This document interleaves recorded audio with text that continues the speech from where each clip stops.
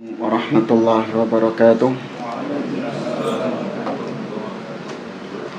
Innal hamdalillahi nahmaduhu wa nasta'inuhu wa nastaghfiruh wa na'udzu billahi min shururi anfusina wa min sayyiati a'malina. Man yahdihillahu fala mudilla lahu wa man yudlil fala hadiyalah. Wa ashhadu an la ilaha illallah wahdahu la syarika lah. Wa ashhadu anna Muhammadan abduhu wa rasuluh. Ya ayyuhalladzina amanu taqullaha haqqa tuqatih wa la tamutunna illa wa antum muslimun. Ya ayyuhan nasu taqu rabbakumul ladzi khalaqakum min nafsin wahidah wa khalaqa minha zawjaha wa batha minhuma rijalan katsiran wa nisaa'a wattaqullaha alladzi tasaaluna bihi wal arham innallaha kana 'alaikum raqiba. Ya ayyuhalladzina amanu taqullaha wa qulu qawlan sadida yuslih lakum a'malakum wa yaghfir lakum dhunubakum wa man yuti'illaha wa rasulahu faqad faza fawzan 'azima. Amma ba'd, fa inna asdaqal hadithi kitabullah wa khairal hadi hadi Muhammadin sallallahu alaihi wasallam wa syarrul umuri muhdatsatuha wa kullu muhdatsatin bid'ah wa kullu bid'atin dhalalah wa kullu dhalalatin finnar. Ma'asyiral muslimin, ikhwani fillah, rahimani wa rahimakumullah. Alhamdulillah, segala puji bagi Allah Subhanahu wa taala yang atas limpahan nikmat dan taufiknya kita di malam hari ini dipertemukan kembali oleh Allah dalam kajian kitab Al-Qawaid Al-Muthla fi Sifatillahi Ta'ala wa Asma'ihi Al-Husna oleh Al-Allamah Muhammad bin Shalih Al-Utsaimin rahimahullahu ta'ala. Pada pertemuan yang lalu kita masih membahas muqaddimah di mana penulis membawakan firman Allah, walillahil asmaul husna fad'uuhu biha. Surat Al-A'raf ayat 180. Kata Allah, dan milik Allah nama-nama yang husna, yang terbaik, yang paling baik. Fad'uuhu biha, maka berdoalah kepadanya dengan nama-nama tersebut. Nah, doa itu terbagi menjadi dua. Doa apa dan apa kemarin? Doa masalah dan doa. Nah, doa al-ibadah, doaul ibadah dan doaul masalah. Ya, doa ibadah secara umum artinya adalah mutlaqul ibadah. Semua ibadah yang kita kerjakan itu hakikatnya adalah doa. Mau itu bentuknya puasa, mau itu bentuknya sholat, baca Quran, umroh, haji, zakat, sedekah, zikir, semua ibadah itu adalah hakikatnya doa kepada Allah. Sedangkan doa masalah adalah seperti pengertian doa dalam bahasa kita, yaitu kita meminta kepada Allah dengan kalimat-kalimat request, permohonan yang kita inginkan, kita harapkan, kita panjatkan kepada Allah Subhanahu wa taala. Maka dua-duanya mencakup doa. Dan kemarin sedikit kita bahas tentang doa masalah. Memang nggak apa-apa kita baca lagi ucapan Syekh tentang doa masalah ini. Tafadhol.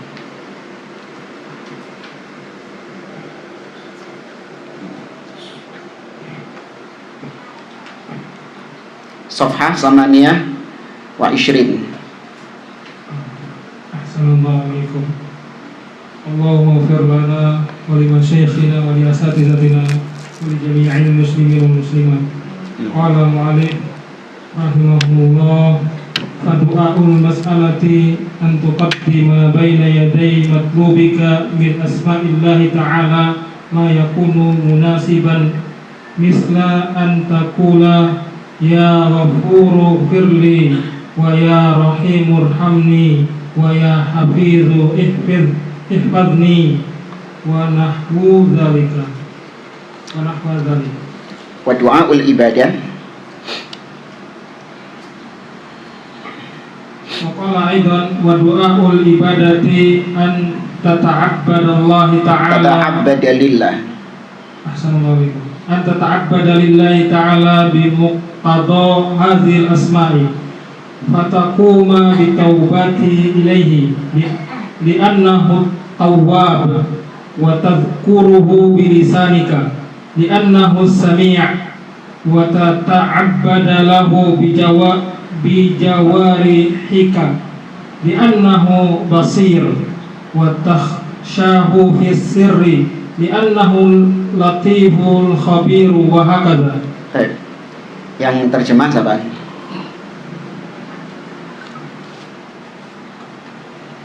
Hah? Siapa yang terjemah? Antum. Ketemu doa ibadah, doa masalah. Ada ya? Halaman berapa yang terjemah? 87. Kok dia cepet deh? 26. Oh, 26.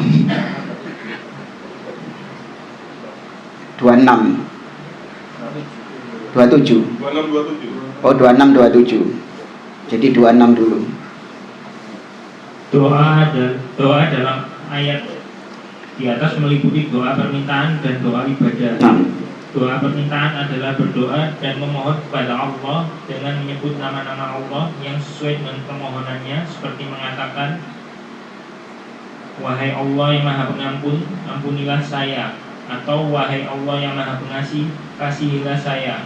Atau wahai Allah yang maha pelindung, lindungi saya. Atau yang semisalnya.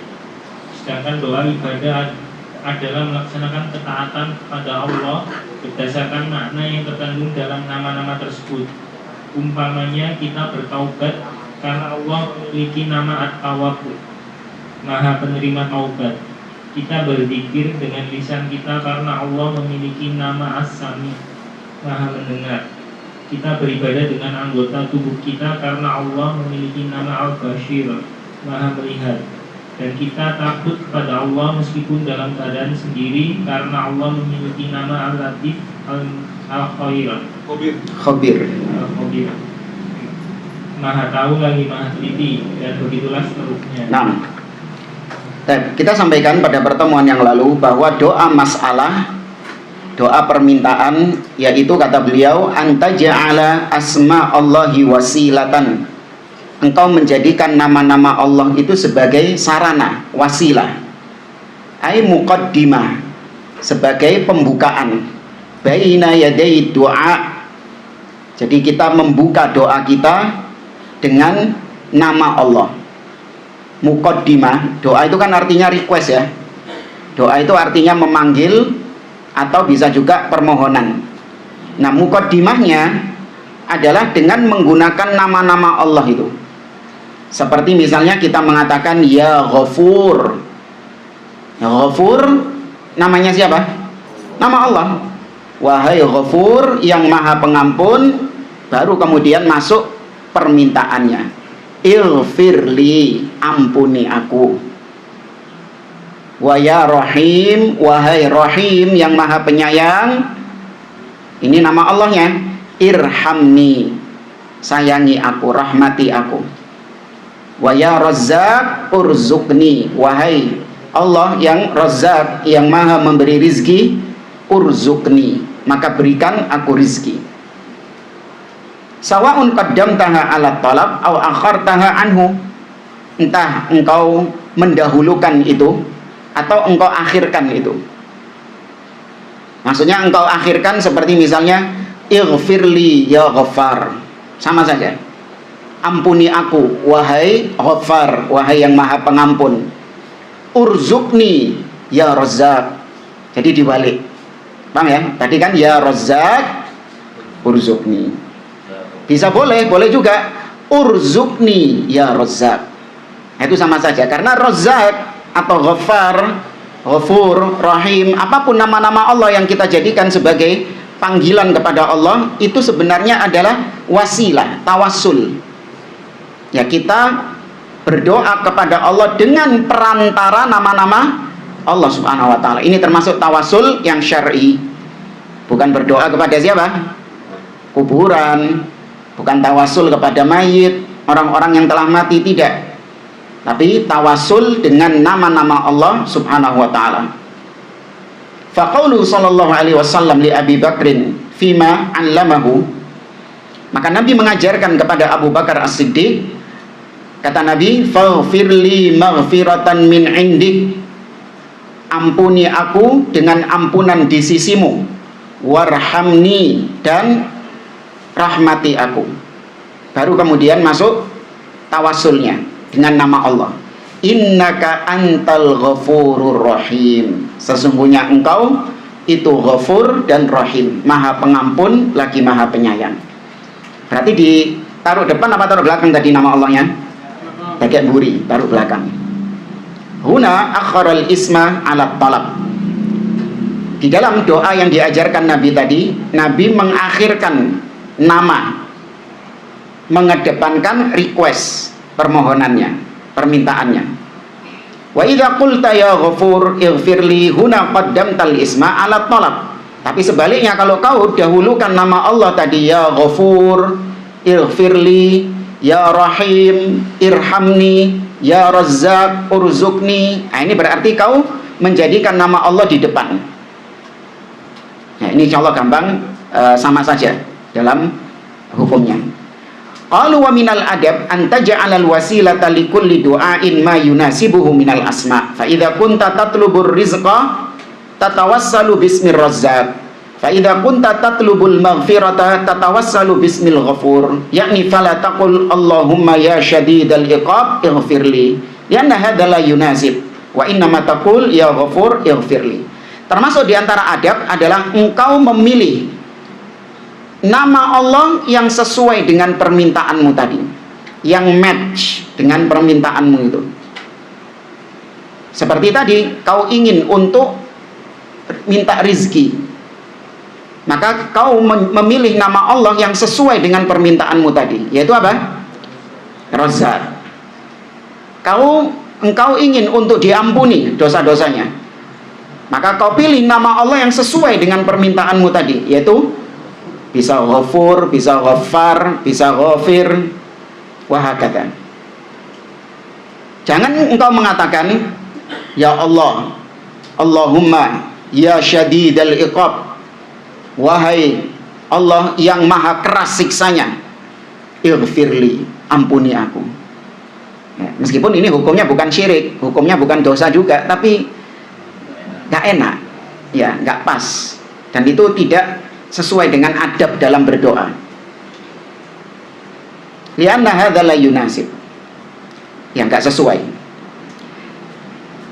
Idzan du'a illah ta'ala bil mas'alati imma an tuqaddimal asma wa ta'ti bil matlub, atau tuqaddimal matlub wa ta'ti bil asma, fayashmalu hadza wa hadza. Ya, intinya sama. Engkau kedepankan nama Allah baru permintaanmu, atau permintaanmu dulu baru kemudian kau menyebutkan nama Allah belakangan. Sama. Baik, kemarin kita sampai sini. Fa in qala qail wa hal yajuzu du'a bis sifat. Apakah boleh kita berdoa dengan sifat Allah? Jadi bedakan ya antara nama dengan sifat ya. Nama itu kita gunakan untuk memanggil, sedangkan sifat itu tidak kita gunakan untuk memanggil. Ya, sifat tidak kita gunakan untuk memanggil. Contoh misalnya Allah punya nama misalnya As-Sami'. Ya, Allah punya nama As-Sami'. Itu nama Allah. Nah, nama Allah itu ada kandungan sifat di dalamnya. Kalau Allah namanya As-Sami', maka berarti dia punya sifat apa? Mendengar, pendengaran. Karena setiap nama Allah pasti sesuai dengan sifatnya yang terkandung di dalamnya, pasti match. Beda sama kita manusia. Jenenge opo, sifatnya opo. Lah ngono. Manusia kan gitu. Namanya apa? Sifatnya tidak menunjukkan namanya. Ya, namanya soleh, Ada nama soleh? Hah? Aman ya? Ada. Namanya soleh tapi orangnya ahli maksiat, ya kan? Orangnya buruk kelakuannya. Namanya siapa? Apa yang nama-nama inilah sekitaran dong. Mahmud. Ya. Tapi orangnya mazmum, tercela. Mahmud artinya apa? Yang terpuji. Nah, tapi orangnya ternyata tercela, terhina. Gak sesuai dengan namanya. Apa yang di sekitar antum aja? Hah?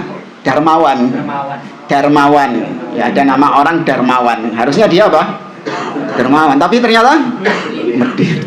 Panggil aja Wawan. Nah, ada bis itu. Ya, sumber. Ya, tapi ternyata gak selamat. Paham ya maksudnya ya? Nah, itu makhluk. Makhluk itu namanya apa, tapi sifatnya melenceng dari namanya. Terkadang demikian. Ada yang namanya sama, nama dan sifatnya itu sesuai. Tapi ada juga yang nama dan sifatnya nggak sesuai. Tapi kalau Allah Subhanahu Wa Taala nggak mungkin. Allah namanya Rahman, Rahim, sudah pasti dia punya rahmat sifatnya. Allah namanya Al-Alim, yang maha mengetahui, sudah pasti Allah memiliki ilmu. Nah mungkin Allah jahil. Ya kan beda kalau manusia. Manusia mungkin dijuluki sama orang-orang dinamai dengan alim, fulan alim. Atau mungkin dia itu namanya apa yang menunjukkan cerdas itu? Hah? Faqih, yang semisal dengannya. Tapi ternyata jahil, jahil murakkab. Nah, itu bisa kalau makhluk.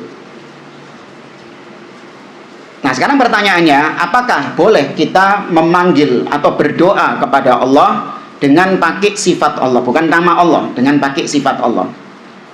Kalau dijawab oleh beliau di sini, na'am, lakinnal afdal an yad'u bima yaqtadi al-mad'u bih.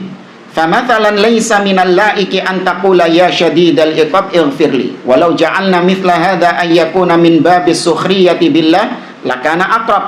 Fakaifa tatawassalu ila Allah Ta'ala bi syiddatil iqab an yaghfira lak. Di sini sebenarnya ada rincian lebih bagus dari Syekh Abdul Aziz Ar-Rayis hafizahullahu taala.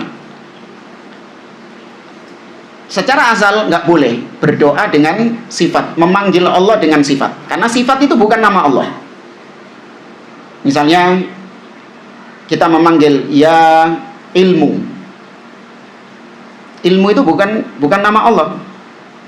Ya sam'u, ya kalam, ya basar, ya penglihatan, ya rahmah, wahai rahmat.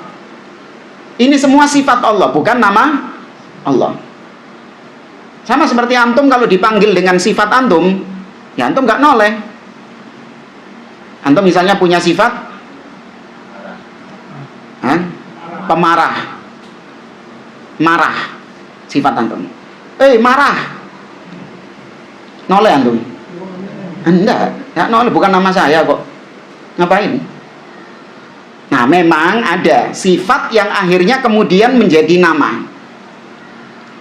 Ya, sifat yang akhirnya berubah menjadi nama dia. Dia itu punya nama seperti itu karena punya sifat seperti itu. Sebenarnya namanya bukan itu, tapi karena dia tersifati dengan sifat itu, akhirnya jadilah sifat ini menjadi namanya, bahkan yang lebih terkenal dari nama aslinya. Akeh gini. Ada orang namanya Khalid. Dia punya sifat, sifatnya itu cebol, dia pendek. Akhirnya dia terkenal dengan sifatnya, diceluk kuntet. Iya, dikenal kuntet sama teman-temannya, tet kuntet. Noleh dia kalau panggil kuntet. Iya sama. Noleh dia. Akhirnya itu jadi namanya dia, julukannya dia. Tapi secara asal kata sifat pendek kuntet tadi itu bukan apanya dia, bukan namanya dia. Dia punya nama tadi Khalid atau Zaid dan yang semisalnya. Namun boleh berdoa dengan nama Allah Subhanahu wa taala itu hanya sebatas tawassul saja, bukan memanggil Allah. Paham ya? Hanya sebatas tawassul. Contoh misalnya doa yang diajarkan Nabi SAW, Allahumma bi'ilmikal ghaib wa qudratika alal khalq. Ya Allah, dengan ilmumu yang ghaib, pengetahuanmu tentang ghaib, dan dengan kudratika, dengan kemampuanmu atas makhluk-makhlukmu, kekuasaanmu atas makhluk-makhlukmu, ahyini ma'alimtal hayata khairan li, hidupkan aku. Ini baru masuk requestnya, doanya. Hidupkan aku jika engkau tahu bahwa hidup lebih baik bagiku. Wa tawaffani idza alimtal wafata khairan li, dan matikan aku jika engkau mengetahui mati itu lebih baik bagiku. Maka di sini Nabi menggunakan sifat Allah untuk tawassul saja. Ya, bi ilmika, dengan ilmumu. Baik, contoh misalnya doa istikharah. Allahumma inni astakhiruka bi'ilmika wa qudratika. Ya Allah, sesungguhnya aku beristikharah kepadamu, yakni menyerahkan pilihanku ini kepadamu. Bi'ilmika, dengan ilmumu ya Allah. Ini tawassul. Ilmu itu apa? Nama atau sifat? Sifat. Namanya apa tadi? Alim. Maka di sini Nabi bertawassul dengan sifat bi'ilmika, dengan ilmumu, wa qudratika, dan dengan kekuasaanmu. Dan juga ayat dalam surat An-Naml, doanya Nabi Sulaiman. Ya, doanya Nabi Sulaiman. Nabi Sulaiman berdoa, kata Allah, fatabassama dhahikan min qawliha wa qala Rabbi auzi'ni an ashkura ni'mataka allati an'amta alayya wa ala walidayya wa an a'mala salihan tardah wa adkhilni bi rahmatika fi ibadikas salihin. Perhatikan yang terakhir tadi. Dan masukkanlah aku ke dalam golongan hamba-hambamu yang soleh. Ini permintaannya. Ya, lebokno aku, masukkan aku ke dalam golongan hamba-hambamu yang soleh.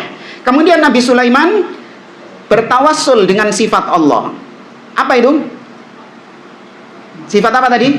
Rahmat. Birahmatika, dengan rahmatmu. Nah, kata-kata birahmatika itu nama atau sifat Allah? Rahmat. Sifat. Namanya apa? Ar-Rahman atau Ar-Rahim. Itu nama. Sifatnya adalah rahmat. Maka Nabi Sulaiman bertawassul dengan sifat Allah birahmatika, dengan rahmatmu. Maka yang seperti ini boleh. Maka yang dimaksud sama Syekh Utsaimin di sini, berdoa dengan sifat Allah itu boleh, tapi min babit tawassul. Ya, dalam tawassul, bukan memanggil Allah. Kalau manggil Allah bukan dengan sifatnya, tapi dengan apanya? Namanya. Nah, ini di sini dikatakan amma du'a'us sifati faqad qala Syekhul Islam rahimahullah innaha kufrun bil ittifaq. Adapun memanggil Allah dengan sifat, ya ilmu, ya rahmah, ya kalam, ya nuzul, apalagi ya istiwa. Tuh. Itu kan sifat, itu bukan nama. Maka memanggil Allah dengan sifat-sifatnya itu kekufuran bil ittifaq, dengan kesepakatan. Kata Syekhul Islam Ibnu Taimiyah, ka'an yaqulal insan ya qudratallah urzuqni, wahai kekuasaan Allah, ya, wahai kekuasaan Allah urzuqni, berikan aku rizki. Atau ya rizqullah, wahai rizkinya Allah, ya, wahai rizkinya Allah, berikan aku rizki. Jadi dia meminta kepada sifat Allah, rizki itu. Seakan-akan, kenapa? Seakan-akan dia menjadikan, kenapa kufur? Seakan-akan dia menjadikan sifat Allah itu makhluk yang bisa dipanggil, yang bisa diminta-mintai. Paham enggak maksudnya? Itu kekufurannya di situ. Jadi jangan antum lihat, oh kok cek keren nih, ngono tok ae kufur. Lo lihat konsekuensinya. Konsekuensi orang yang memanggil Allah dengan sifat itu hakikatnya dia meyakini sifat itu terpisah dari Allah. Sifat itu sesuatu yang berdiri sendiri, terpisah dari Allah. Sehingga kita bisa komunikasi minta dengan sifat Allah ini. Kufur enggak ini? Kufur, karena sifat Allah itu melekat pada Allah, bukan sesuatu yang terpisah dari Allah Azza wa Jalla. Li'annahu ja'alal qudrata ilahan yud'a. Setelah dia pisahkan Allah dengan sifatnya ini, maka kemudian dia menjadikan sifat Allah ini sebagai ilah, sebagai ma'bud yang disembah. Makanya dijaluk-jaluk yang beda. Allah punya sifat rahmat. Ya kan tadi? Allah punya sifat rahmat. Maka orang tadi meyakini Allah iku dewe, rahmat Allah iku dewe. Jangan rahmat sih, karena rahmat ini memang ada yang makhluk. Paham ya? Rahmat itu ada yang sifat Allah, ada yang memang makhluk. Rahmat itu berdasarkan dalil Nabi mengatakan innallaha qassamar rahmah mi'ata ajza. Sesungguhnya Allah membagi rahmat menjadi 100 bagian. Fa'anzala juz'an wahidan, maka Allah menurunkan satu rahmat ke muka bumi ini. Yatarahamu bihal ibad, di mana satu rahmat ini dibagi kepada semua makhluk. Yang dengan tidak tahu ibu kita itu dapat berapa persen? Dari rahmat yang turun 1% tadi itu, ibu kita dapat berapa persen? Wallahu a'lam, bagian sangat kecil sekali. Makhluk akeh kok, durung jene, menungsoe, kewan-kewani, kan gitu. Semua berebut satu rahmat ini. Maka kalau ibu kita saja yang cuman dapat 0,000 sekian persen dari rahmat, itu begitu sayangnya kepada kita, bagaimana yang 99 rahmat tadi ada di mana? Allah Subhanahu wa taala. Ya, maka Allah arham bi ibadihi min hadhihi biwaladiha, kata Nabi. Allah lebih sayang kepada hambanya daripada ibu kepada anaknya. Maka ini rahmat yang makhluk. Allah ciptakan memang rahmat itu. Tapi ada juga rahmat yang sifat Allah. Dan kita bisa di sini sifat yang lain, misalnya ilmu. Allah punya sifat al-ilmu. Nah, dia memisahkan antara Allah dengan ilmu. Allah iku dewe, ilmu iku dewe. Jadi aku nek njaluk ilmu, kalau minta ilmu, aku mintanya kepada sifat Allah ilmu ini. Ya ilmullah, ilmallah. Wahai ilmunya Allah, alimni, berikan aku ilmu. Syirik enggak? Syirik. Sudah dia memisahkan ilmu dari Allah, terus disembah sama dia. Dia jadikan ilmu ini sebagai ilah, sesembahan yang dia minta-mintai tadi. Makanya betul kata Syekhul Islam, itu kekufuran. Fa in qala qail alaysa minad du'ail warid Allahumma birahmatika astaghith, fa adafal istighatsata ila rahmah wa hiya sifatun fayuqal inna hadza min babit tawassul. Ya. Ini juga sudah kita bahas. Bagaimana dengan sebuah doa, Allahumma birahmatika astaghith, aslih li sya'ni wa la takilni ila nafsi tarfata ain. Oh ya, ya hayyu ya qayyum birahmatika astaghith, aslih li sya'ni. Baik, bagaimana dengan doa itu? Di situ disebutkan birahmatika, dengan rahmatmu.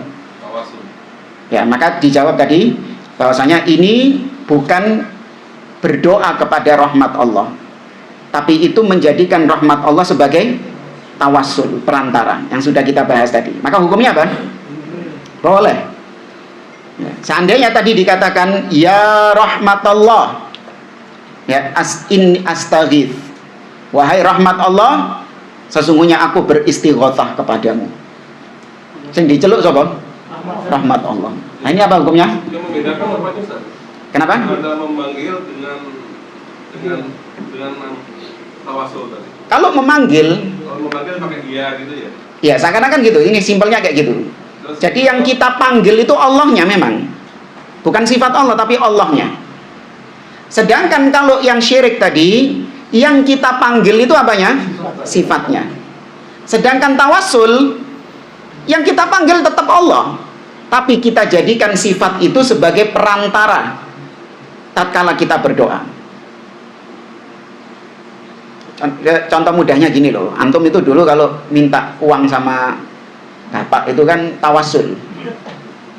Ya, Pak, sampean niki ganteng, Pak.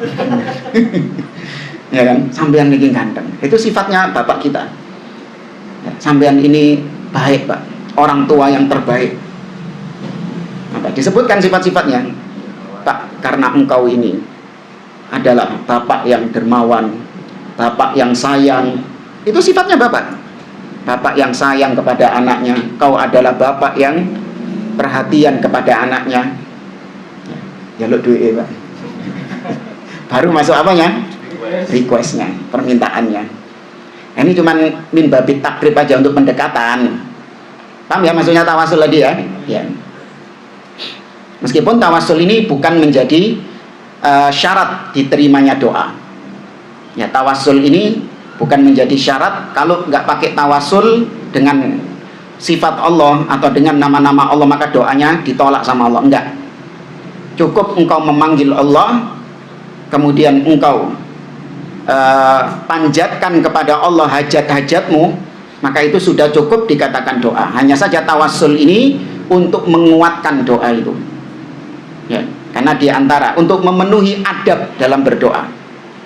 Karena diantara adab dalam berdoa adalah dengan kita tawasul atau dengan kita memuji-muji Allah Subhanahu wa Ta'ala. Ya, itu adab, memenuhi adab, melengkapi doa. Fayuqal inna hadza min babit tawassul, yakni inni as'aluka an tughithani li annaka rahim. Hadza makna alladzi la yashukku fihi. Seakan-akan dia mengatakan, aku memohon kepadamu ya Allah agar engkau menolong aku. Istighotsah artinya meminta pertolongan. Ya, di saat genting, agar engkau menolong aku li annaka rahim, karena engkau adalah rahim. Nah, ini rahim ini pakai apa? Nama atau sifat? Sifat. Rahim. Nama. Ya, pakai nama.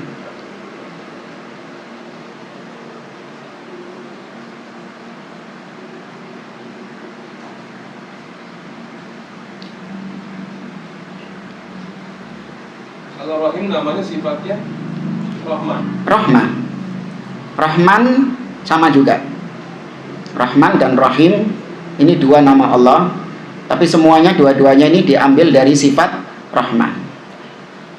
Kalau yang tadi Ustaz, yang birahmatika astagfir, dia kan dimulai dengan ya Hayyu ya Qayyum. Ya Hayyu ya Qayyum kan nama Allah ya. Iya. Terus masuk birahmatika. Tawasul. Ini tawasul. Iya, tawasul itu birahmatika. Dimulai dengan nama Allah. Ya Hayyu ya Qayyum. Yang itu langsung memanggil ya rahmatullah atau Ya. rahmatillah. Iya.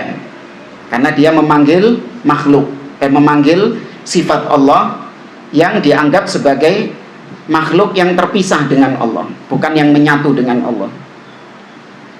Bingung jemaah? Yang bingung siapa? Saya jelaskan simpel lagi. Siapa yang masih bingung? Kalau nggak ada, tak anggap paham semua. Kalau nggak paham cari aman aja Pak ya. Manggil Allah saja sudah. Oh iya, tetap manggilnya tetap Allah. Abdul mana Ustaz? Memanggil nama Allah dengan memanggil nama Ya Razak. Ya mestinya lebih afdal sesuai dengan yang kita minta. Bukan kan nama Allah yang utama? Iya, tapi Allah Subhanahu wa Ta'ala memiliki nama-nama tersebut untuk kita berdoa sesuai dengan, karena tadi perintahnya gitu, walillahil asmaul husna. Allah menyebutkan dalam bentuk plural, Allah itu punya nama-nama, berarti kan banyak. Maka Allah perintahkan fad'uhu biha, gawein nama Allah itu untuk berdoa. Allah yang memerintahkan. Jadi kita memanggil Allah dengan nama-namanya yang banyak tadi, tapi tadi sesuaikan dengan doa yang kita panjatkan. Ya, kalau kita nggak paham, maka yang lebih aman pakai nama yang general, yang mencakup semua nama Allah, yaitu Allah atau Allahumma atau Rabbana, Rabbi. Nah, itu umum.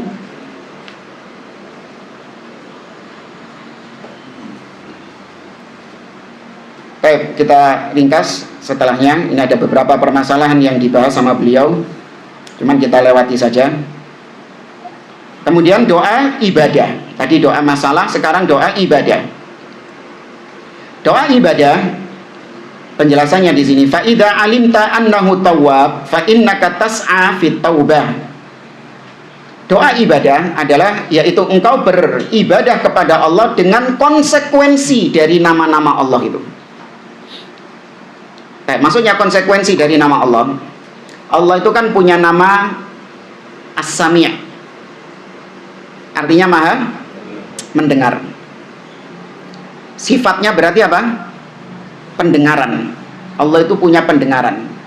Gak mungkin dong Allah namanya Sami' tapi budek. Ya kan? Apa maksudnya? Allah punya nama Al-Basir tapi picek.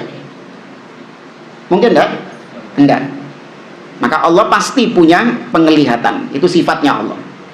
Nah, konsekuensinya apa? Apa kita ini cuma tahu tok? Oh iya, Allah itu kerungu, iso ngerungokno awak dhewe. Allah itu iso ndelok awak dhewe, bisa melihat kita.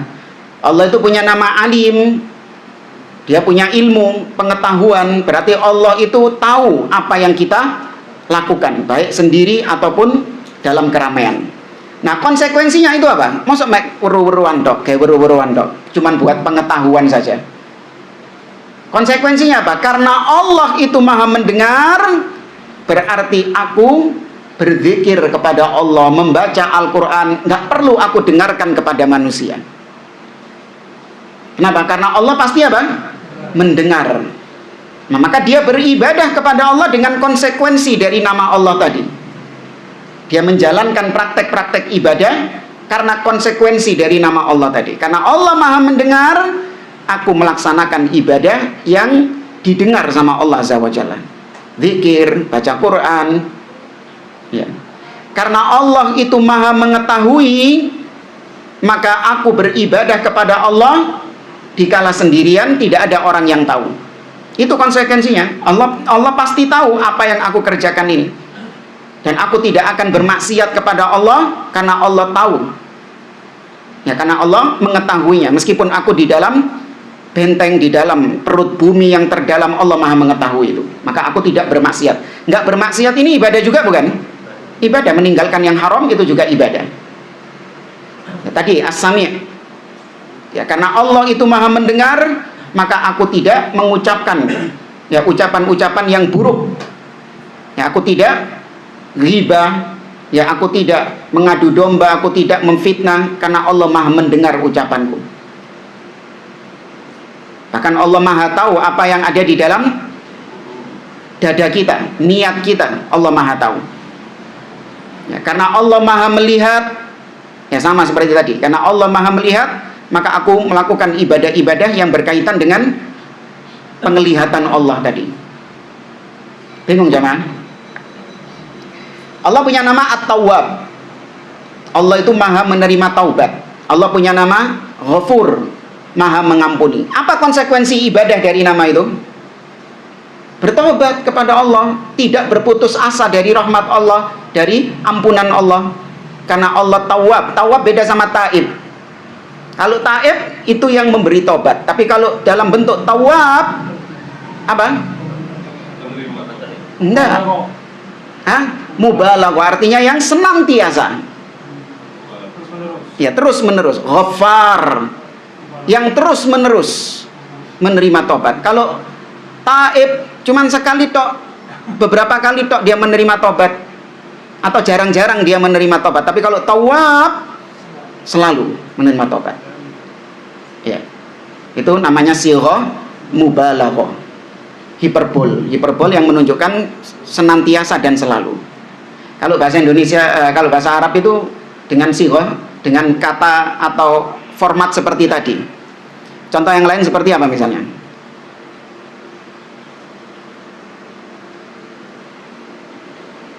Apa contoh yang lain? Hah? Bahasa Arab. Contoh misalnya kadzib. Ya, kadzib dia berdusta tapi nggak sering. Tapi kalau dalam bentuk kadzdzab, apa? Selalu dia berdusta. Ya. Itu menunjukkan terpaling atau selalu berdusta. Kalau bahasa Indonesia nggak tahu ya, tapi kalau bahasa Jawa gampang, kari nambahi u. Nah, wakeh, waduh, apa mana? Wangel.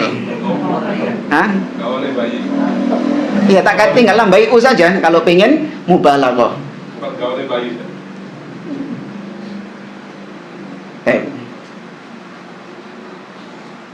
Kata beliau, karena nama Allah Tawwab, famuqtada hadzal ilm an tatuba ilaihi, li'annahu tawwab fala tay'as.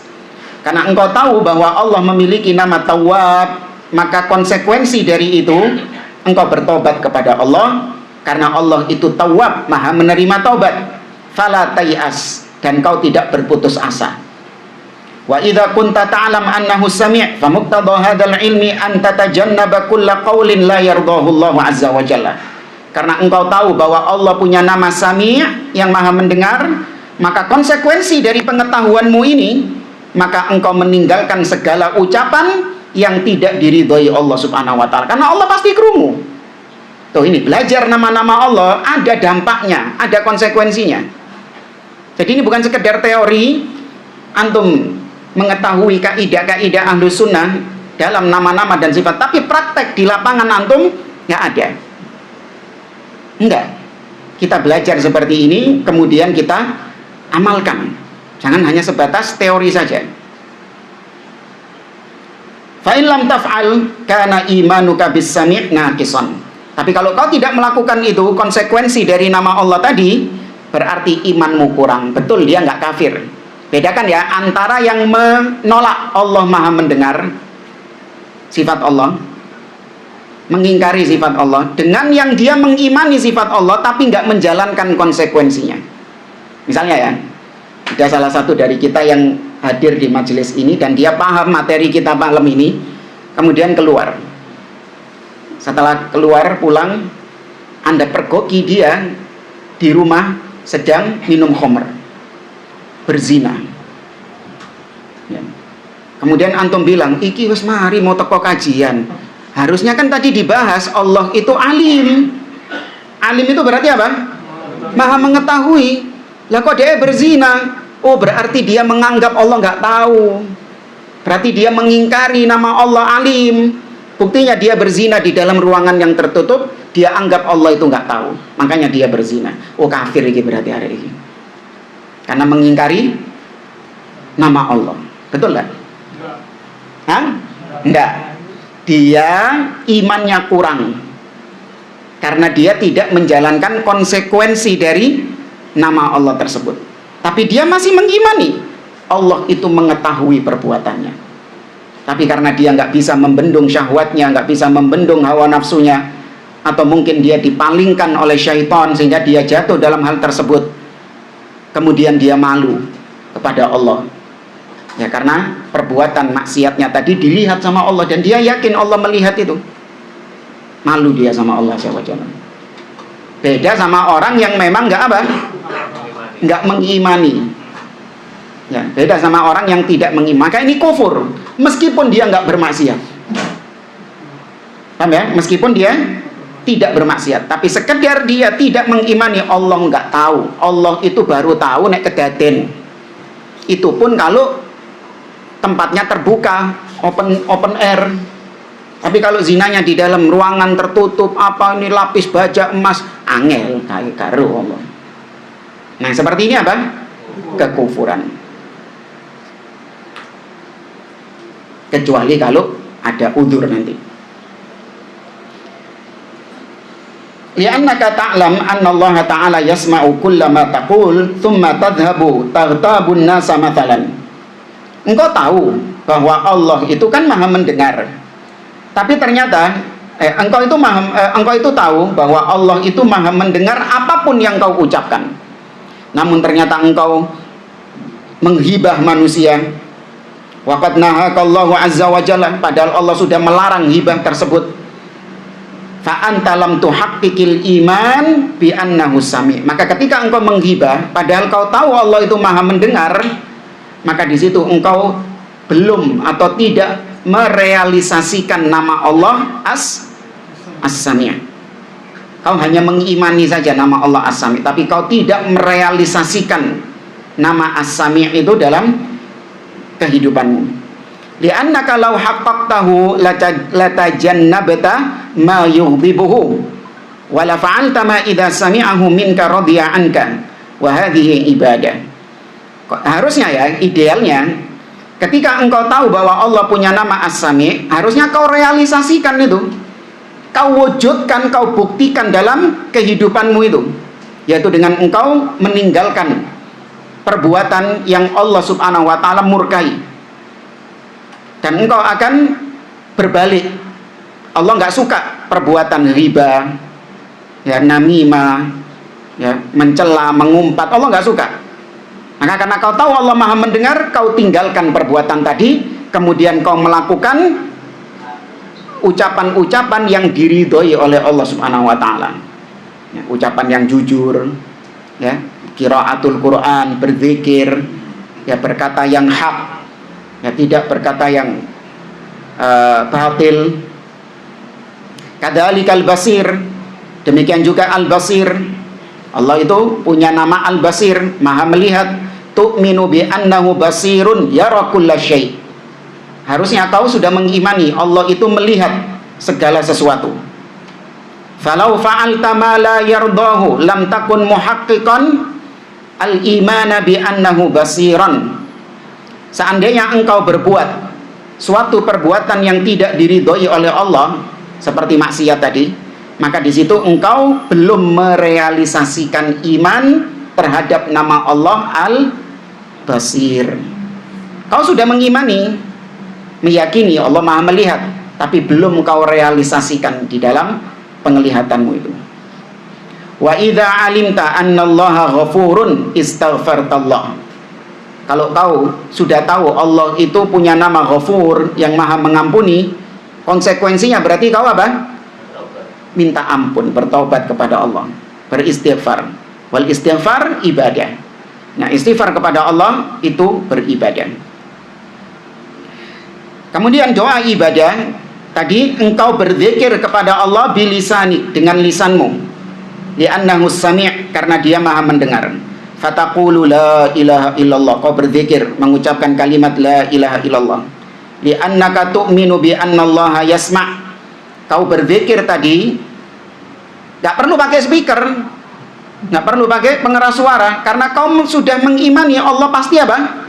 Mendengar. Ya. Pernah sahabat itu berzikir kepada Allah dengan suara yang keras, ditegur sama Nabi, arbi'u ala anfusakum, tenangkan diri kalian.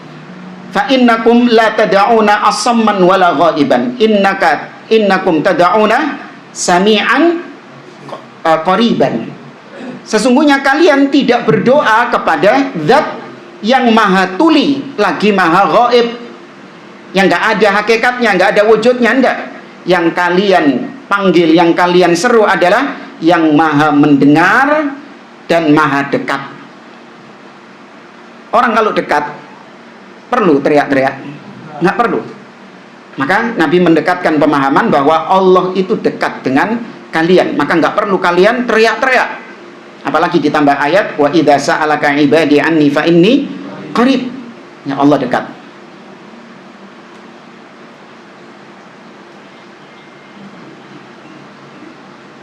Idzan anta ta'abbada lillahi bi muqtada hadhil asma'. Maka kesimpulan dari doa ibadah itu adalah engkau beribadah kepada Allah dengan konsekuensi dari nama-nama Allah itu. Wa muqtadaha ma yatadammanuhu ma'naha, dan konsekuensi dari kandungan makna nama Allah tadi. Wa ala hadza fayakunu du'a'ullahi ta'ala bi asma'ihi syamilan li du'a'il mas'alah wa du'a'il ibadah. Maka kesimpulannya, nama Allah atau berdoa kepada Allah dengan nama-namanya itu mencakup doa ibadah dan doa masalah. Ada buku bagus kalau ingin tahu nama ini konsekuensinya apa ya? Kalau nama Allah yang ini konsekuensinya apa ya? Nah, ada buku bagus yang ditulis oleh Syekh Abdul Razak bin Abdul Muhsin Al-Abbad. Judulnya Fiqhu Al-Asma'il Husna. Fikih Al-Asma'ul Husna. Dan sudah diterjemahkan ya? Ya. Ya, sudah diterjemahkan. Tidak tahu, tanyakan juragan bukunya saja. Kalau pengen tahu nama ini konsekuensinya apa, ibadah apa yang bisa kita kerjakan dengan nama ini. Karena namanya ibadah itu nggak harus ibadah fisik ya. Ya, ibadah juga bisa apa? Ibadah hati. Seperti Allah memiliki nama apa? Yang kaitannya dengan ibadah hati. Ya, Allah memiliki nama, bukan itu sifat Allah.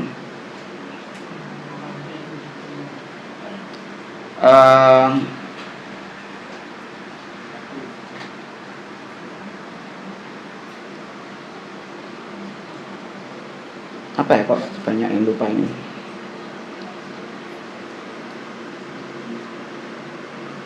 Nah, Allah memiliki nama As-Samad misalnya. Ya, As-Samad artinya Allah tempat bergantung semua makhluknya. Di mana semua makhluk bergantung kepada Allah, butuh kepada Allah. Tapi Allah tidak membutuhkan makhluknya. Maka konsekuensinya kalau kita tahu bahwa Allah itu As-Samad, semua makhluk bergantung kepada Allah, maka hati kita selalu apa? Bergantung kepada Allah Azza wa Jalla.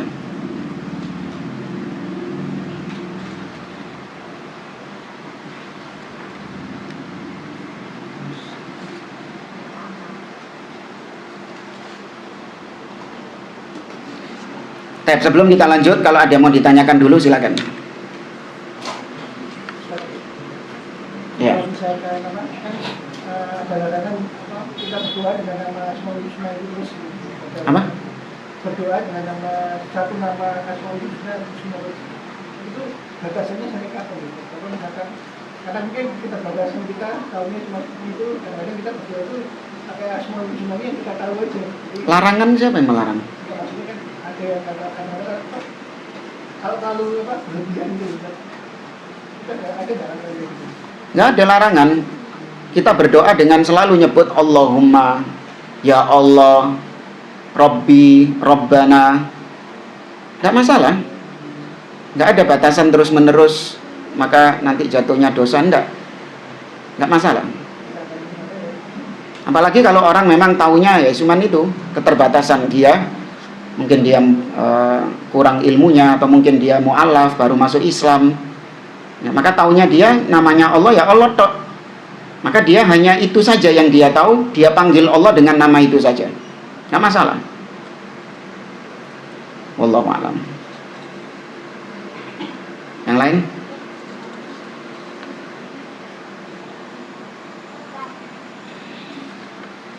Dan kalau tidak ada, kita lanjutkan. Wa min ajli manzilatihi.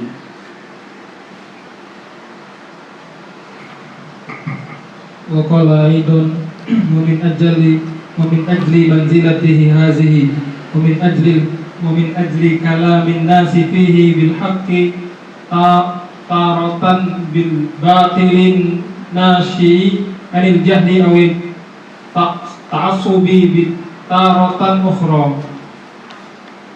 Ahbabtu an aktuba fihi ma tayassara minal qawaidi. Kamil rajian minallahi ta'ala an taj'ala yaj'ala an yaj'ala amali khalisan liwajhihi muwafiqan limardatihi nafi'an li'ibadihi. Wa sammaituhu al-qawaidul musla qawaidah al-qawaid al-musla fi sifatillahi ta'ala wa asma'il husna. Nah, artinya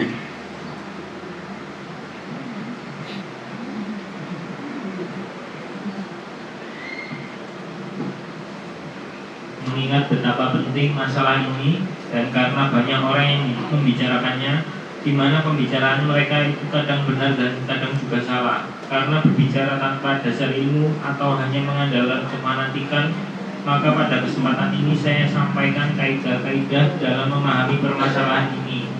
Tentu dengan memohon semoga Allah menjadikan amalan saya ini ikhlas semata-mata hanya mengharap wajahnya, sesuai dengan keridhoannya dan bermanfaat bagi para hambanya. Saya memberi judul tulisan ini kaidah memahami nama dan sifat Allah. Baik. Kata beliau, karena begitu pentingnya, begitu besarnya, tingginya kedudukan pembahasan asma wa sifat ini, nama-nama dan sifat-sifat Allah ini di dalam agama kita, itu kedudukannya tinggi atau rendah? Tinggi. Karena yang dibicarakan di dalam ilmu ini, di dalam pembahasan ini, yang sedang dibicarakan siapa? Allah subhanahu wa ta'ala. Maka ini tinggi. Dan dikarenakan juga banyak diantara ucapan-ucapan manusia yang berbicara tentang nama-nama dan sifat-sifat Allah. Orang-orang ini akeh sing ngomongi Allah gitu loh. Ya enggak? Menungso-menungso itu, wong-wong itu lah banyak yang berbicara tentang Allah. Nah, pembicaraan mereka itu ada yang benar. Mereka berbicara tentang Allah dengan benar. Tapi ada juga yang berbicara tentang Allah dengan batil. Nah, yang berbicara kepada Allah dengan batil ini muncul karena jahil, karena kebodohan, karena nggak punya ilmu, atau bisa juga karena fanatik terhadap ajarannya, seperti ahli bidah dan yang semisalnya. Bukan karena mereka nggak tahu, cuman karena mereka fanatik dengan kaidah-kaidah yang mereka bikin-bikin sendiri. Ya, kaidah-kaidah filsafat, ilmu kalam. Maka aku ingin untuk menulis menulis sebuah kaidah. Kaidah itu rumus ya, kalau bahasa kita itu kaidah itu artinya rumus. Ya, rumus-rumus yang mudah dipahami dalam masalah nama-nama dan sifat-sifat Allah ini. Jadi sudah kita sampaikan di pelajaran Hilya Thalibil Ilm. Di antara nasihat beliau buat para penuntut ilmu itu hendaklah menguasai qawaid, menguasai kaidah. Orang kalau sudah menguasai kaidah, rumusnya, maka nanti pasti dia akan mudah dalam rincian-rinciannya. Antum dulu belajar matematika, apa antum dulu ngapal lo siji-siji? Hasilnya 1 tambah 1 sama dengan 2, 2 tambah 2 sama dengan 4. Atau antum diajari rumusnya?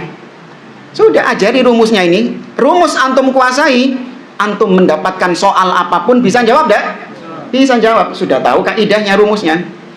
Daripada antum ngapal no siji-siji, setiap masalah dihafal no, ya setiap perkalian dihafal no, setiap pembagian dihafal no. Enggak, kuasai rumusnya saja. Selesai. Ini memudahkan kita dalam belajar. Nah, maka orang yang tidak belajar kaidah, pasti nanti hasilnya setiap kali ada kejadian, ada peristiwa, nggak bisa menentukan sikap dia. Padahal harusnya sama sikapnya. Ya, penentuannya juga sama harusnya. Tapi dia nggak bisa menentukan sikap itu karena nggak tahu rumusnya. Nah, ini aja dulu lah. Kita baca ini. I'lam annal khawdha fi babil asma'i was sifat taratan yakunu bil haqq wa taratan yakunu bil batil. Ketahuilah bahwa mendalam-dalami tentang nama-nama dan sifat-sifat Allah. Kita ini kan sekarang sedang mendalami nama-nama dan sifat Allah kan? Ya kan, enggak cukup kan kita ini cuma tahu nama dan sifat Allah cuma dataran saja, enggak nyelem nih saya kiawan dewi. Kan gitu. Nah, mendalami sifat Allah, nama Allah, itu terkadang ada yang benar, tapi terkadang juga ada yang mendalami sifat Allah dengan kebatilan. Kalau dulu itu ada istilah ojo jeru-jeru sinau agomo, engkau apa? Engkau gendeng, ya kan? Jangan terlalu mendalami agama nanti gendeng. Nah, gendeng itu kalau yang batil, ya. Yang gendeng itu kalau yang batil. Dia mendalam-dalami tentang sifat Allah, dipikir sama dia di dalam-dalami. Allah ki duwe tangan. Ya, tangan ini berarti kok gawe demek, gawe ngene. Itu terlalu mendalam-dalami. Allah itu di atas. Kalau bumi ini bulat, orang yang di kutub utara atasnya beda dengan yang di kutub selatan. Ya, sampel. Ya. Allah itu katanya turun ke langit dunia di sepertiga malam terakhir.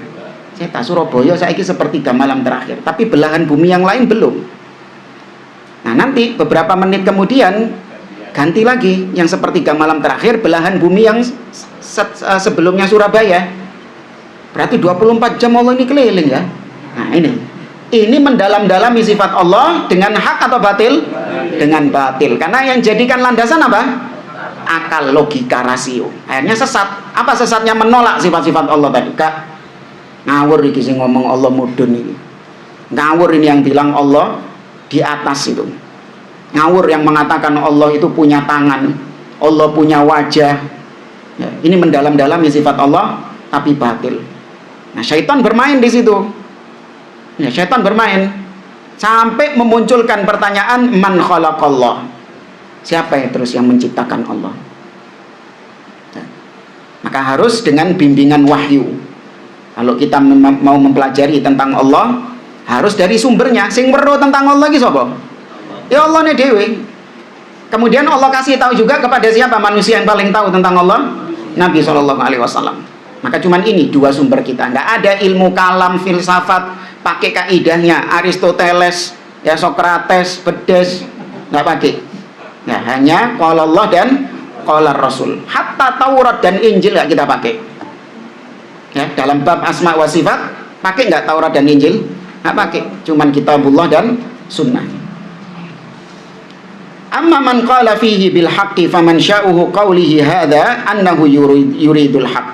Adapun yang berbicara tentang sifat Allah dengan hak, maka dia itu berasal ucapannya dari yang hak juga, dan dia juga niatnya untuk kebenaran.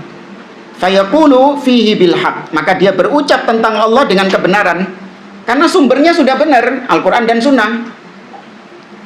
Wa amma man qala fihi bil batil, adapun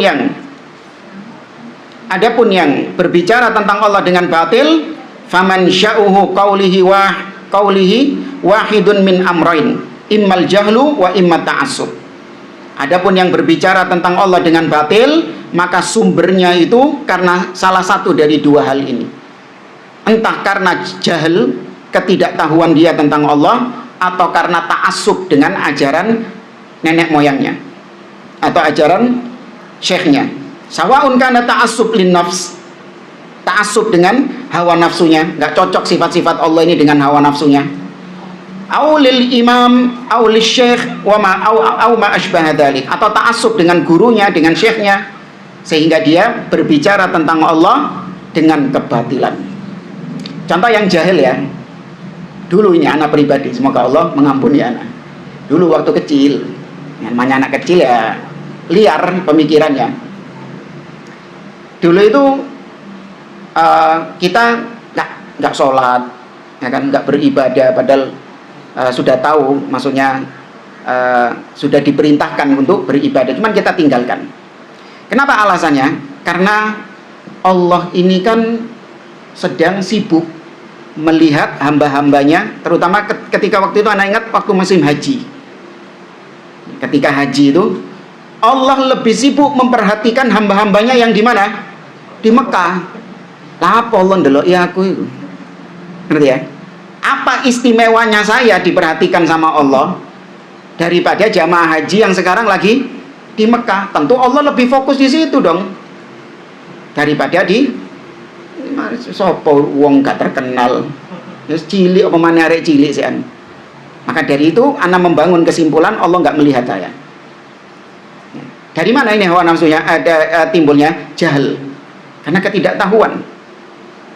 Ya, karena Allah diserupakan dengan penglihatan makhluk. Eling biyen nang ujian itu loh. Nah, kalau guru pengawas itu lihat sana, yang sana berarti apa? Aman, kan gitu. Karena guru penglihatannya terbatas gitu. Nah, kalau guru balik mengawasi sana, nah kesempatan buat yang antum kayak gitu. Hah? Iya. Masa enggak tahu? Hah?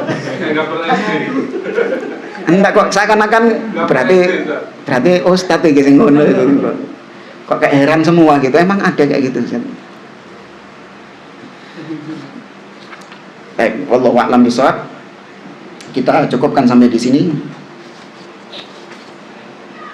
Baik, ada yang nanya lagi? Ya. Apakah setelah sholat fardu itu harus bahasa Arab? Untuk sholat dikir, terus saya doa ya Allah ya Rob, ampuni pakai bahasa Jawa ya, ampuni dosa-dosa saya dan anak cucu saya. Apakah itu boleh? Mengkhususkan doa setelah sholat, maka ini menyelisihi sunnah. Doa itu justru lebih afdolnya ketika sholat, di saat sholat. Dan setelah sholat ya. Zikir, bukan doa. Setelah sholat itu afdolnya zikir. Hanya saja kalau dia nggak mengkhususkan ya. Maksudnya setelah sholat dikir terus saya doa sendiri. Ya, selama itu bukan sebuah hal yang disertakan, dikhususkan, beda. Jadi kalau dia memang hajatnya itu baru muncul ketika itu, maka ini masuk doa mutlak. Ngerti ya? Antum selesai sholat, zikir, kemudian baru ingat. Ya, kalau antum ini lagi sakit, ya, karena waktu mau bangun gini, aduh, iya boyokku kumat. Maka antum doa kepada Allah, minta kesembuhan. Maka ini apakah dikaitkan dengan sholatnya tadi? Enggak. Paham ya? Nah, ada yang memang mengkhususkan doa setelah sholat. Ini yang bid'ah. Paham ya? Ini yang bid'ah. Jadi bedakan antara memutlakkan doa dengan mengkhususkan doa. Kalau mau mengkhususkan doa dengan sholat, maka yang afdolnya itu di mana? Di dalam sholat. Ketika sujud. Ya, kata Nabi SAW, aqrabu ma yakunu baina abdi wa rabbihi wa huwa sajid fa'akfiru fihi ad-du'a. Jarak yang terdekat, posisi yang terdekat antara hamba dengan Robnya adalah ketika dia sujud. Maka perbanyak doa di situ. Ya, tentunya ini kondisi kalau antum bukan makmum. Ya, kalau antum makmum, imam sudah bangkit, ya antum harus bangkit. Jangan durung mari doaku, Ustaz. Nggak boleh. Yang wajib mengikuti imam. Ya. Atau kalau antum jadi imam, ya, jangan kemudian seenaknya sendiri. Ya, doa selama sak suwen-suwen ini. Pikirnya wong-wong budal lagi paling iki. Ya.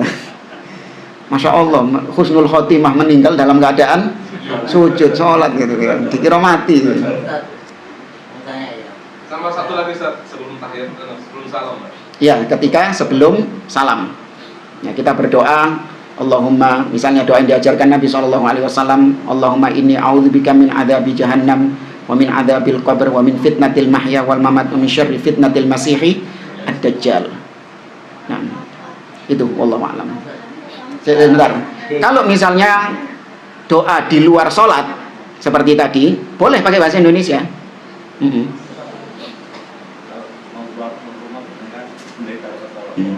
Itu bagi yang nggak bisa Bismillah ya Allah Islam harus Bismillahirrahmanirrahim bahasa Arab. Itu lebih afdolnya. Bismillahirrahmanirrahim ala Allah la haula wala quwata illa billah, itu lebih mencocoki sunnah. Tapi hanya kalau dia Bismillah, ya maka dia hanya sebatas dia bertabarruk dengan nama Allah, kemudian dia berdoa dengan doanya dia, itu doa mutlak, masuk doa mutlak. Ya, tidak lebih afdol gitu saja. Tapi kalau dia memang merangkai kata sendiri dan dia khususkan harus dengan lafal ini kalau keluar rumah, maka jatuhnya bid'ah. Namanya tadi apa? Ya Allah paringi selamat. Ya, harus dengan lafal ini. Nggak boleh dia tambahi atau dia kurangi. Memang dia khususkan lafal ini sebagai doa keluar rumah. Maka ini jatuhnya bid'ah. Dia khususkan. Terus diajar bisa sama murid-muridnya. Nah, nanti diijazahkan kepada murid-muridnya. Harus paringi selamat. Nggak boleh Apa misalnya? Nggak boleh yang lainnya, harus dengan lafal ini. Maka ini mengkhususkan sudah jatuhnya. Ya, terakhir. Ya, zikir sama angkat tangan itu nggak apa-apa. Loh, zikir itu bukan doa. Bukan, ya cuma saya menghindari di depan-depan salam-salam itu. Di belakang samping pakai salam-salam. Pengkelabuan. Bagaimana ya? Boleh apa enggak? Enggak, sebenarnya masalah salam-salaman ini, antum ketika diajak salaman, maka antum itu posisinya itu bukan mengkhususkan salaman. Sebenarnya mereka. Tapi kalau bagi antum, maka antum hanya sebatas apa? Menerima salaman. Jadi antum bukan antum yang memulai salaman. Tapi siapa? Mereka, orang-orang. Maka nggak masalah. Ini sama kasusnya seperti antum dapat hadiah Natal dari tetangga antum yang kafir. Apa hukumnya? Boleh apa enggak? Boleh, menerima soalnya. Kita menerima hadiah. Tapi tetap tidak dipersyaratkan di situ hadiahnya harus diambil di gereja. Ya kan? Atau misalnya ada anggapan kalau antum menerima kemudian nanti difoto, kemudian diupload, enggak. Kalau ada dampak setelah itu mending nggak usah diterima. Tapi kalau hanya sebatas antum dianteri, entah makanan atau mungkin parcel atau apa, antum tahu antum diberi ini karena tetangga sedang merayakan Natal, hari raya. Maka antum sebagai penerima boleh hanya sebatas menerima. Tapi kalau antum balas hadiahnya, boleh enggak? Nggak boleh. Antum memberikan hadiah kepada mereka dalam rangka hari raya mereka, haram. Nggak boleh. Nah, beda sama seperti salaman tadi. Kalau ada sebelah antum ngajak salaman, ya antum terima. Nggak dosa antum. Apa maksudnya? Karena antum hanya sebatas apa? Menerima saja. Tapi kalau antum yang memang memulai, cari ustaz gak popo, salaman. Sampai ada yang jalan jamaah. Enggak. Antum diajak salaman, antum salah. Karena kalau bagi antum menganggap bahwasanya ini hanya sebatas salaman. Ya karena ya ini orang ketemu dengan saya salaman. Itu yang ada antum yakini. Tapi kalau mereka memang mengaitkan antara salaman dengan sholat. Mengkhususkan salaman dengan sholat. Ya. Nah, tapi juga sesekali antum edukasi. Ya, pernah ya kita ketika merapatkan sufufakum. Nah, sebelah ini tetangga ini. Assalamualaikum, salam. Apa? Baik, ya sehat. Sebelum takbir ini udah salaman. Takbir. Allahu Akbar. Setelah salam, ngejak salaman lagi. Tak sindir sampai aku. Loh lah mari mau. Ya. Loh lah mari mau. Malu dia. Oh iya, langsung ke sebelahnya. Ya, di situ ada takdib, ada pendidikan. Bahwasanya salaman ini ya sudah ketika pertama ketemu. Kalau sudah ketemu ya sudah. Ya. Paham ya? Oh berarti ini salaman khusus ini. Itu Pak. Jadi nggak masalah. Justru kalau Anda iya, Anda juga berbuat bid'ah itu namanya itu ya. Saya pikir sama ini, tinggal menghindari oleh salaman maksud saya. Kalau mau misalnya menghindari, ya cukup dengan Anda tunjukkan jari Anda. Ya, Anda tunjukkan jari Anda kan sedang berzikir. Hah? Ya didolet bilang.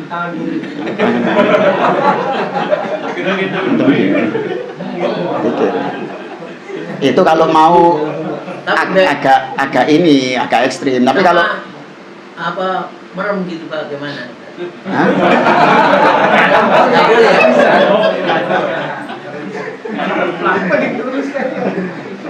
Nggak usah ribet-ribet. Antum diajak salaman ya sudah, tidak dosa buat antum. Bukan bid'ah itu. Nah, mereka yang berbuat bid'ah, antum nggak termasuk di dalamnya. Karena bukan antum yang ngajak sekali lagi. Baik, wallahu a'lam. Subhanakallahumma bihamdik, asyhadu an la ilaha illa anta astaghfiruka wa atubu ilaik. Assalamualaikum warahmatullahi wabarakatuh.